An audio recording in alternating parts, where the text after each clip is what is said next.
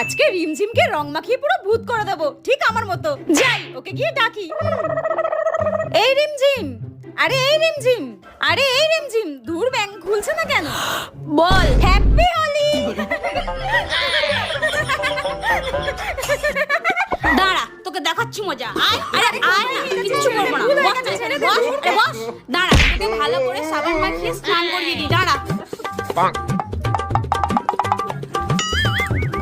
নে, এবার ওঠ।